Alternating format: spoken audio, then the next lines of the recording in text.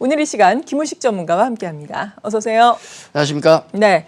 시장에 약간 반등이 나왔다가 이렇게 하락을 네. 하기도 하고 좀 지지부진하게 눈치 보기 장세를 보인다고 해야 할까요? 어떻게 시장을 판단하고 계세요? 그렇죠. 제가 또 2주 만에 나왔거든요. 맞아요. 2주 만에 나올 때마다 뭔가 확확 바뀐 것 같은데 네. 지수는 제자리예요, 계속. 그렇죠. 그래서 사실 방송할 거리도 없고 해서 자주 안 나오는 게 좋을 수 있습니다. 자, 2주 만에 나왔는데 또 바뀐 내용을 말씀을 좀 드리겠는데 시장은 굉장히 지난 2주 전에도 제가 좀 터프해졌다 그렇게 말씀을 좀 드렸죠. 좀 네. 약간 팍팍합니다. 지금 시장 형국이 어떠냐 하면 우리가 이제 흔히 등산을 갈 때 보면 가벼운 어떤 배낭만 쥐고 올라가던 시장에서 지금은 그렇지가 않거든요. 어깨에다가 이제 인플레에다가 또 금리 인상, 그다음에 테이퍼링 이런 큰 짐을 하나 쥐고 올라간다 생각하시면 돼요. 근데 그것뿐만 아니라 저기 뒤에 쳐져 있는 동료, 가상화폐까지를 끌고 네, 가야 돼요. 맞아요. 예, 지금 그쪽은 한때 반토막도 났지 않습니까? 그렇죠. 왜냐하면 가상화폐 시장이 너무 많이 붕괴가 되면 위험 선호 현상 같은 경우 위험 자산에 대한 선호 현상이 뚝 떨어져요. 기피할 수밖에 없거든요. 해서 주식시장에도 안 좋을 수밖에 없습니다. 해서 미국 시장도 아마 거기에 조금 연동되는 흐름을 보이고 있는데 그 정도로 지금 시장은 상당히 팍팍한 구간이다라고 말씀을 좀 드리겠고, 그러면 지금 현재 구간에서 우리가 시장을 어떻게 봐야 되고 어떤 대응을 해야 될지를 좀 말씀을 드리겠는데요. 우선 우리 코스피 지수하고 수급 주체를 수급부터 잠깐 보겠습니다. 네. 좀 중요한 내용이니까. 여기 차트를 보시면은 2021년 그러니까 올해 들어서 지수는 1월 달에 잠깐 움직이고 나서 그대로 제자리에 박혀 있어요. 예, 여기 노란 모양 보시면 똑같죠, 지수가 지금. 맞아요. 거의 한 4, 5개월 동안 묶여 있다라고 보시면 되고, 그러면 이 시장에 가장 큰 영향을 주고 있는 수급 주체는 누군가? 기관은 그냥 계속 팔고 있으니까 의미가 없고요. 외국인 쪽을 보시면은 한 번씩 이렇게 대규모로 매도가 나올 때가 있는데 이럴 때 지수에 상당한 영향을 많이 받습니다. 그래서 수급 주체에 있어서 가장 중요한 키포인트는 역시 외국인이 쥐고 있다. 이건 어쩔 수가 없고요. 그리고 금리 인상이라든지 경제적인 요인의 어떤 변화가 오면 항상 대량 매도가 나와요. 그 부분이 있고. 그리고 지수가 이제 1월 고점과 지금을 비교했을 때 똑같지 않습니까? 네. 아니, 외국인 기관들 다 팔았는데 도대체 누가 이렇게 받치고 있는가? 역시 개인 투자자죠. 그렇죠. 그래서 우리 시장의 지금 주인공은 딱 2명입니다. 외국인과 개인 투자자, 그렇게 보시면 되고, 네. 기관 쪽 수급은 체크할 필요도 없다. 제가 그렇게 말씀을 좀 드리죠. 아직까지는. 우선 공격하고 있는 쪽을 놓고 본다 그러면 지금은 외국인 쪽이라 봐야 되겠죠. 네. 그래서 공격 쪽에 외국인 수급을 체크하기 위해서는 가장 공격적인 게 공매도입니다. 요 공매도 거래 대금을 잠깐 보시면은 5월 3일부터 우리가 공매도가 시작이 돼서 매도가 나왔는데 공매도 거래 대금의 거의 한 8, 90%는 외국인이에요. 그래서 이거는 지금 거의 다 외국인이다라고 보시면 됩니다. 5월 3일 첫날 보시면은 가장 많이 공매도가 나왔고, 오랜만이니까 충분히 그럴 수 있죠. 그 이후에 보시면은 점차적으로 감소하는 모습.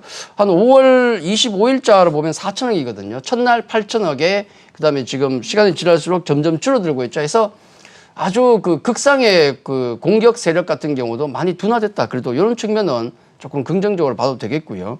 그리고 외국인 이제 현물 쪽을 보시면은 올 한 해 동안 외국인이 이제 매일 매매한 걸 동향을 지금 보고 계십니다. 네. 여기 보시면 빨간 막대는 매수가 되겠고 순매수고, 파란 막대 아래쪽으로 내려오는 것은 순매도가 되겠는데, 한 번씩 이제 금리 인상, 인플레 얘기 나올 때마다 대규모 매도, 조 단위의 매도가 한 번씩 이렇게 나오죠. 한 3번 정도 가장 큰 매도가 있었는데, 최근에도 조 단위의 매도, 그냥 2조씩 나온 게 한 이틀 정도 나오다가 최근에 보시면 이제 오히려 줄어듭니다. 이렇게 약간 완화되고 있는 모습이 나오죠. 어제는 플러스긴 했어요. 플러스였어요. 예. 그래서 혹시나 돌았을까? 아직은 모릅니다. 이거 맞아요. 좀 두고 봐야 되고요. 어쨌든 매도 규모가 클라이막스는 조금 지난 것 같다. 왜 이런 모습을 보이는가를 잠깐 설명을 좀 드리면 이런 거죠. 경제 지표가 지금 4월부터 발표되는 걸 보면, 3월부터 발표되는 걸 보면 굉장히 좀 혼란스러워요. 우선 PMI 지수 같은 경우는 보시다시피 지난번에 보여드렸지만 서프라이즈가 나왔어요. 제조업 지수. 경기가 돌아서고 있구나라는 걸 확인할 수 있겠고요. 그러면 또 인플레라든지 또 금리 인상, 테이퍼링 우려가 올라오는데, 그러다가 갑자기 나온 또 4월 고용 지표를 보면 또 쇼크가 나왔거든요. 네. 비고용 같은 비농업 부문 같은 경우가 100만 명 가까이 증가를 생각했는데 27만 명밖에 안 나온 거예요. 그러다 보니까 또 쇼크가 나오니까 아닌가? 그랬다가 다시 또 인플레 지수 CPI를 보니까 예상치를 또 대폭 상회가 돼버렸거든요. 그러다 보니까 어느 장단에 추모에 쳐야 될지 모르겠다는 거죠. 근데 확실한 신호를 주고 있는 것은 연준 같은 경우는 아직은 아니다라고 얘기하고 있어요. 네. 예, 오늘 간밤에도 이제 연준 의사들이 계속 그런 멘트가 나오는데 간밤에도 아직은 아니다, 시기상조다라는 얘기를 계속 하고 있습니다. 이런 분위기 속에서 우리가 한 가지 또 봐야 될 게 결국 미 10년 만기 국채금리를 잠깐 보자는 거죠. 어떤 흐름을 보여주고 있는가 이런 것들이 반영된 지표가 되겠죠. 6개월치를 보고 계신데 연초부터 해서 지금 가파르게 올라온 모습을 보입니다. 연초부터 가파르게 올라오면서 상당한 부담을 줬었고 그리고 중간중간 경제지표 뭐 잘 나올 때마다 고비마다 이렇게 급등이 한 번씩은 나오는데 한 3월부터 보시면은 이렇게 안정권에 있어요. 그래서 굉장히 위협적인 수준까지는 아직은 가지 않고 있다라고 보시는 게 좋을 것 같고 이런 국면을 우리가 놓고 본다 그러면 정리를 하면 이렇게 정리가 되겠죠. 네.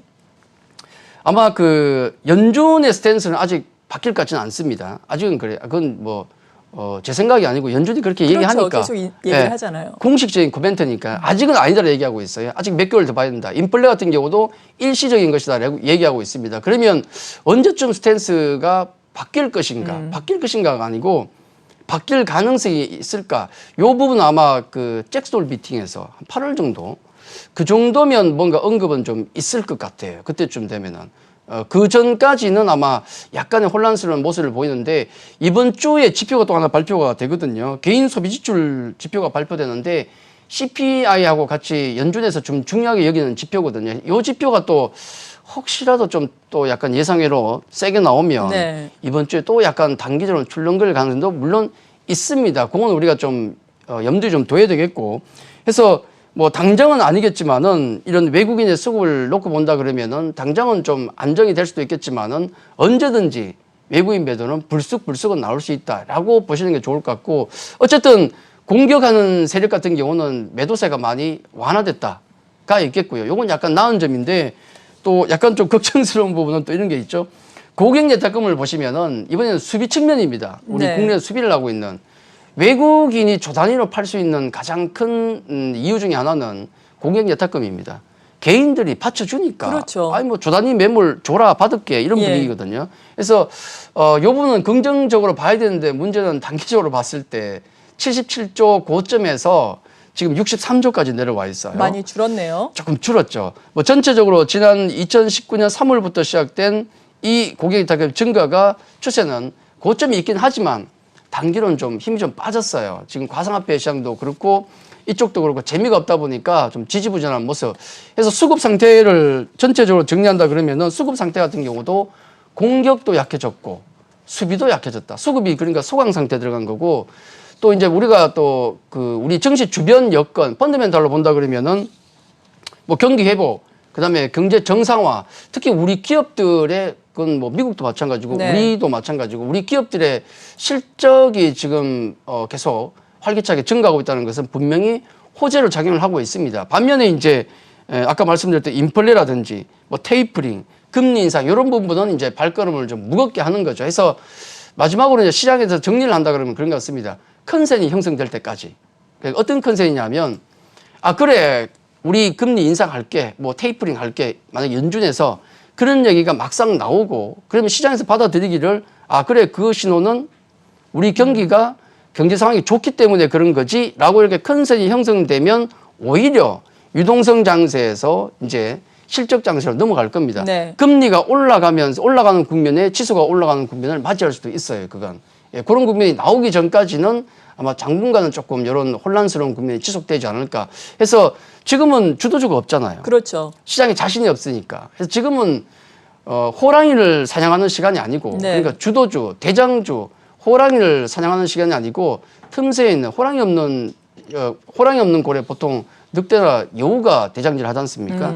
지금은 여우 사냥철이다라고 생각하시면 적절하지 않을까 그렇게 말씀드리겠습니다. 네, 그러니까 똘똘한 어떻게 보면은 시장을 주도하는 종목 지수 관련주보다 또 종목별 이슈가 있는 혹은 실적이 호전되고 있는 그렇죠. 또 중소형주 쪽을 많이 노려보는 게 좋을 것 같은데 해당 종목군들 생각을 해보면은 계속해서 강조를 하고 계신 한 2주 전부터 다시 강조를 해주신 엔터주가 요즘에 많이 세죠. 올라왔거든요. 네, 네. 엔터주 가운데서도 SM 같은 경우에는 지금 이번 달 들어서만 40%가 넘게 네, 올랐더라고요. 급등했어요. 이 같은 종목들이 이렇게 급등하고 있는 배경 어디에 있다고 보세요?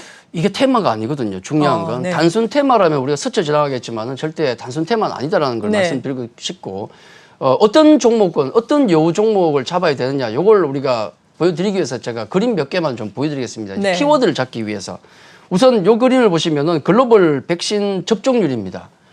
요거 보시면 전 세계적으로 이제 글로벌 어떤 그 상태인가를 보여주는데 짙은 곳이 높은 거죠. 그렇죠. 까맣게 나오는 게 백신 접종률이 높은 곳이에요. 주로 보시면은 캐나다가 52%, 그다음에 미국이 49%, 한 번이라도 맞은 사람 비율입니다.